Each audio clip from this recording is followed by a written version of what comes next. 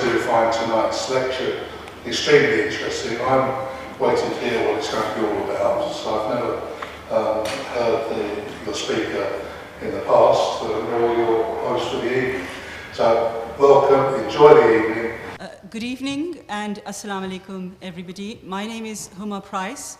It's a great honor for me to host this show because I am a barrister and Asma ji has been a source of inspiration for me for at least the last 30 odd years or so. Asma ji is going to talk to us about something very special, which is the Pakistani judicial system after the lawyers' movement. And we all know that movements don't start very easily in Pakistan. So this is something of a historical nature that has happened. I joined the Bar Association in 1980. And the first thing I found there was that you have to stand either on this side of the fence or the other side of the fence.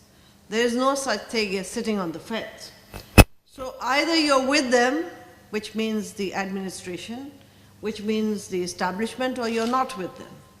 And if you're not with them, then you have to be prepared to take the rough and tumble of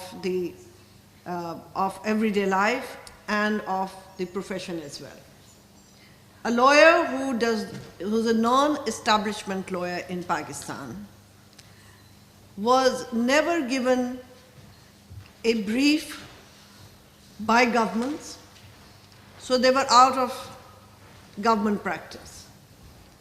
A lawyer who did not agree with the rule of law concepts of the judiciary were never given relief by the judiciary.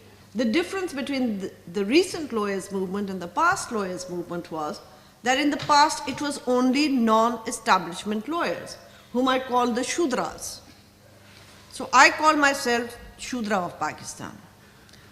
Now, in the past it was only Shudras, but this time round it was the Shudras and the non-Shudras, and lo and behold, even the judges, who were the people who used to deny bails to us when we went out asking for rule of law. And they would look the other way when lawyers showed how they were tortured and beaten by the police. Now this time, they were the ones who were beaten. They were the ones who were told to leave. And the lawyers were out to reinstate them. So it was a joint movement of the Bar Association as well as the judges. And that is why you saw that it got international limelight, and it was a full-fledged movement. And I would say that it was a full-fledged movement for some to restore the judiciary, for others to restore the judiciary as a mark of protest against a dictator who had illegally discharged the Chief Justice and other judges.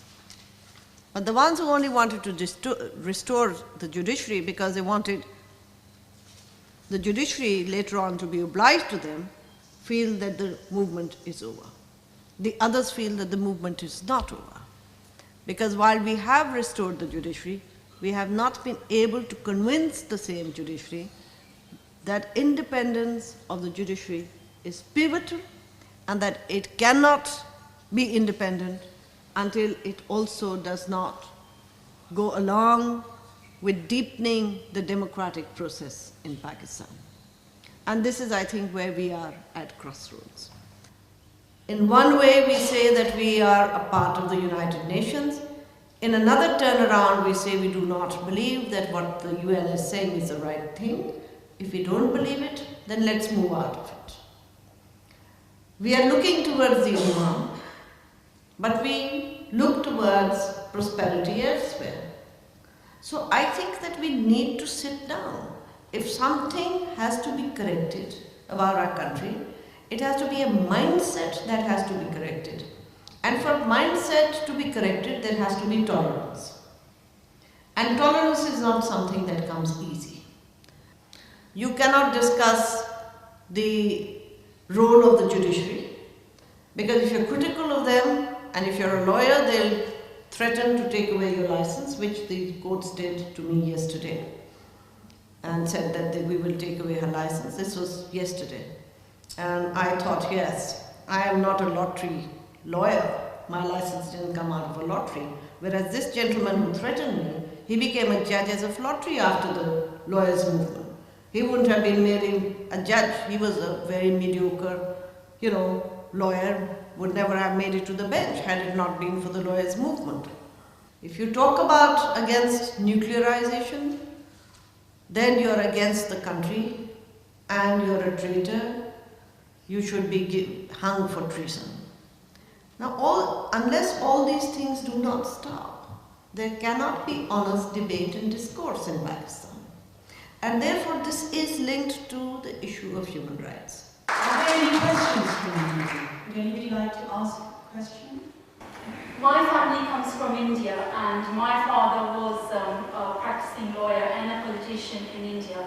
Talking about your first half of this lecture about the judiciary, looking into that both the countries started 1947, 1950, and why is it, don't you think the judiciary in India is more upfront and more transparent and doing more justice for the people of India compared to Pakistan? Because the appointment of judges and in every level there is transparency and apolitical, there is no interference of the political government or political regime in appointment of the judiciary as such.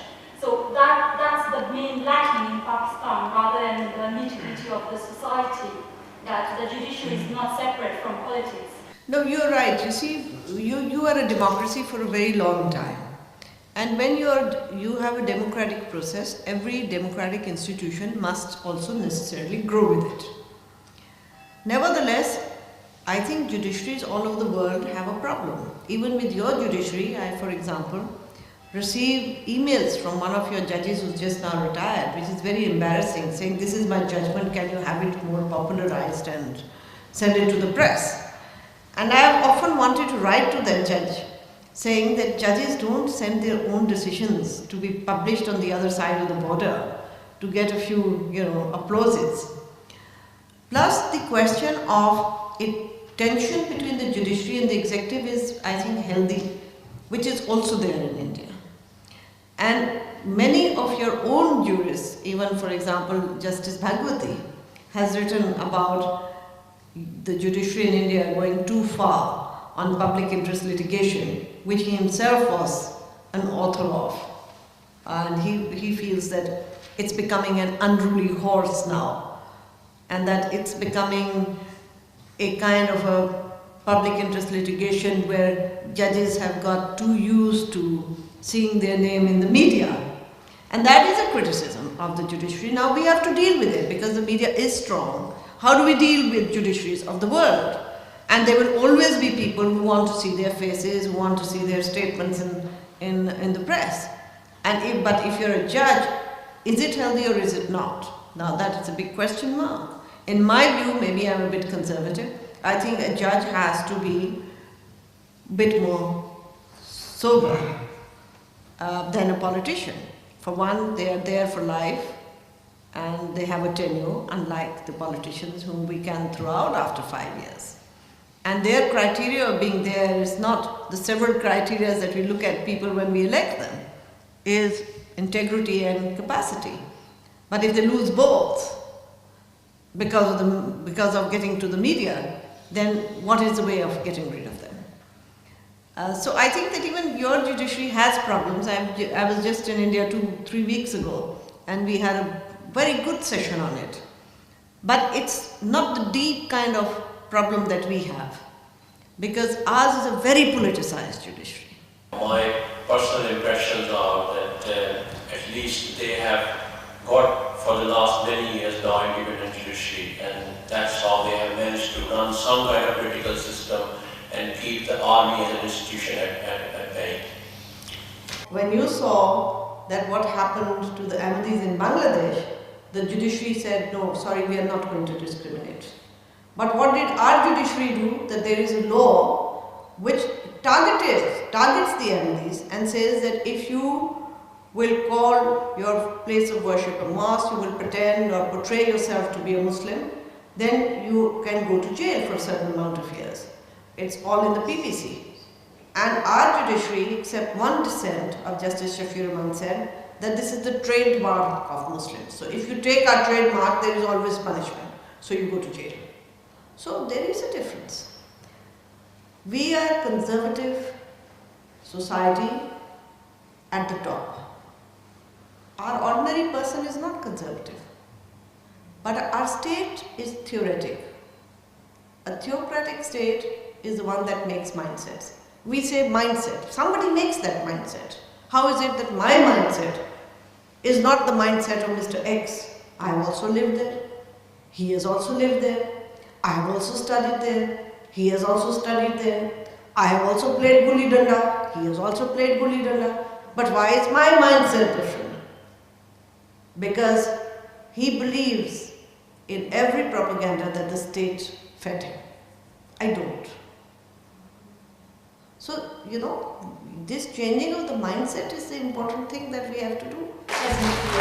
And I'd like to invite Councillor Naki Qureshi to come and give you this birthday applause. Thank you very much for coming along. Thank you, Asma, Jahangir. I hope that your rest of your stay in this country is peaceful, and I hope that you'll be able to give talk at some other places as well. Thank you for braving the evening. Thank you for sitting through this very interesting subject, and I hope that we'll be able to see you again. Mr. Mayor, once again,